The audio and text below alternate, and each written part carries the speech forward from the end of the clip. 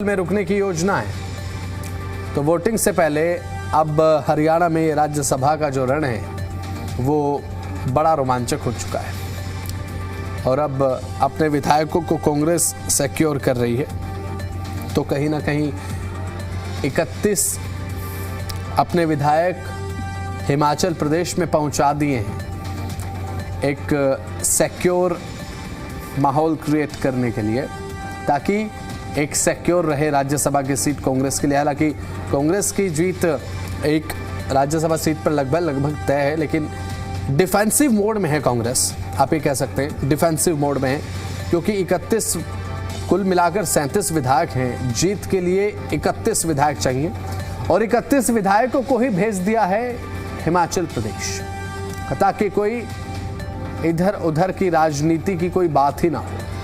क्योंकि जब इस तरीके से राज्यसभा के जब चुनाव होते हैं और 2 राज्यसभा सीटों पर जब उम्मीदवार हो जाए 3, तो राज्यसभा का जो रण है वो दिलचस्प है। कौन कौन नहीं गए? भूपेंद्र सिंह हुड्डा, मोहम्मद इलियास, विनेश फोगाट, परमवीर सिंह, चंद्रमोहन बिश्नोई और साथ साथ यहाँ पर ये वो विधायक है कांग्रेस के जो नहीं गए हैं। भूपेंद्र सिंह हुड्डा नहीं गए हैं, मोहम्मद इलियास नहीं गए हैं, कुलदीप वत्स नहीं गए हैं और इनके अलावा बात अगर करें तो चंद्रमोहन बिश्नोई नहीं गए हैं, पंचकुला से हैं विधायक, और इसके अलावा परमवीर सिंह नहीं गए हैं, विनेश फोगाट नहीं गई हैं और ये 6 विधायक ऐसे हैं जो कि नहीं गए हैं और बाकी बचे 31 विधायक, क्योंकि कुल है 37, 6 नहीं गए। जो नहीं गए उनके चेहरे आपके स्क्रीन पर हैं और जो गए हैं वो 31 विधायक इस समय हिमाचल प्रदेश में मौजूद है। कारण क्या है? कहीं ना कहीं क्या कांग्रेस को कहीं ये डर तो नहीं सता रहा कि इधर उधर की राजनीति की कहीं बातों में ना आ जाए विधायक?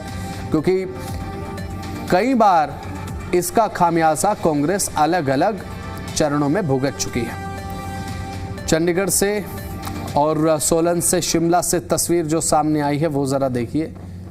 और रिजॉर्ट पॉलिटिक्स की चर्चा इस समय बड़े जोर शोर से दिखाई दे रही है।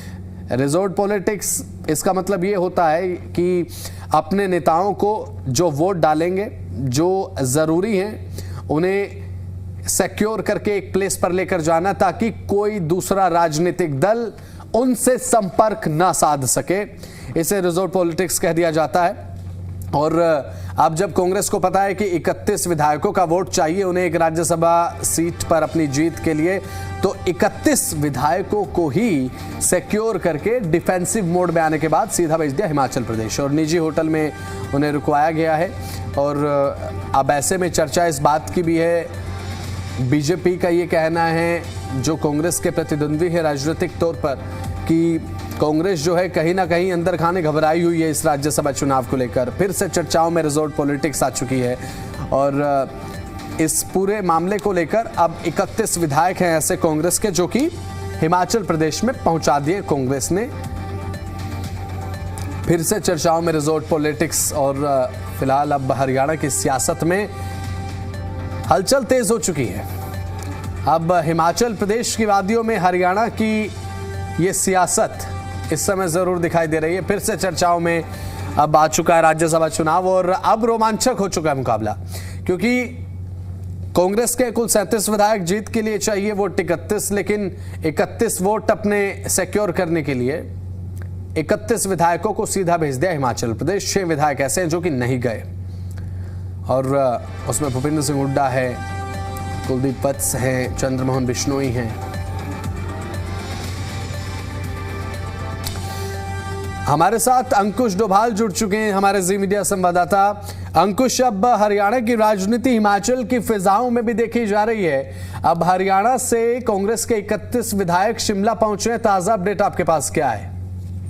बिल्कुल, देखिए 2 साल पहले एक वक्त था जब हिमाचल प्रदेश से भाजपा कांग्रेस के विधायकों को भाजपा अपने साथ हरियाणा ले गई थी और आज हरियाणा के कांग्रेस विधायकों को शिमला लाया गया है। तकरीबन 8:05 पर शिमला शहर में तमाम कांग्रेस विधायकों की एंट्री हुई और शिमला का जो साथ लगता इलाका है तकरीबन 16 किलोमीटर दूर कुफरी, यहाँ निजी होटल्स में इन विधायकों को ठहराया गया है। पहले जानकारी थी कि सोलन जिला के कसौली इलाके में इन्हें ठहराया जाएगा, लेकिन आज शाम होते होते जो विधायक हैं ये शिमला की तरफ आए हैं और यहाँ पर 2 अलग अलग निजी होटल्स में बुकिंग की गई है और जानकारी के मुताबिक 16 मार्च की सुबह तक ये तमाम विधायक यहीं रहने वाले हैं और वोटिंग से पहले ये विधायक शिमला से हरियाणा के लिए रवाना होंगे। और जिस तरह की बात निकलकर सामने आ रही है कि कांग्रेस ने क्रॉस वोटिंग से बचने के लिए इन विधायकों को यहाँ लाया है और जिस तरह एलओपी हुड्डा कह रहे थे कि उन्हें इस बारे में कोई जानकारी नहीं है और किसी तरह क्रॉस वोटिंग का कोई डर नहीं है, लेकिन जिस तरह से यहाँ पर इन्हें लाया गया है विधायकों को, उससे निश्चित तौर पर ऐसा ही प्रतीत हो रहा है कि जो त्रिकोणीय मुकाबला है राज्यसभा चुनाव में 2 सीटों के लिए हरियाणा में, उससे बचाव के लिए और उसमें किसी तरह का कोई खेल ना हो जिस तरह 2 साल पहले हिमाचल प्रदेश में हुआ था, इससे बचने के लिए तमाम विधायक शिमला पहुंचे हैं। अब अंकुश अगर बात करें तो ये डिफेंसिव मोड को भी दर्शाता है, क्योंकि जब रिजोर्ट पॉलिटिक्स की बात आती है, क्योंकि Bharatiya Janata party attacking mode में रहती है और इसे लेकर अब बीजेपी लगातार इस बात को लेकर निशाना भी साध रही है। कहीं ना कहीं अंदर खाने कांग्रेस में ये कहीं ना कहीं भाव है कि कहीं क्रॉस वोटिंग ना हो बैठे और डरी हुई है कांग्रेस, इसलिए डिफेंसिव मोड कहा जाए इसे कांग्रेस का। बिल्कुल निश्चित तौर पर नजर तो इसी तरह के आ रहा है और जिस तरह से संकेत पहले मिल रहे थे और अब जिस तरह की राजनीति देखने के लिए मिल रही है कि विधायकों को हरियाणा से हिमाचल प्रदेश लाना पड़ा, इससे निश्चित तौर पर एक डिफेंसिव मोड ही नजर आ रहा है। हालांकि इसे एक इस तरह की योजना पर भी देखा जा सकता है कि किसी तरह का रिस्क कांग्रेस पार्टी नहीं लेना चाहती है।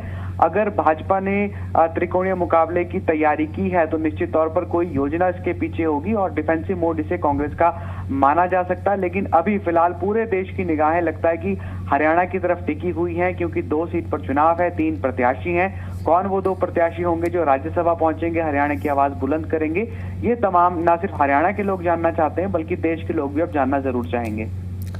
चलिए ठीक है, बहुत बहुत शुक्रिया अंकुश जुड़े, अब तमाम जानकारी आपने दी। तो राज्यसभा चुनाव से पहले सियासी हलचल तेज हो चुकी है।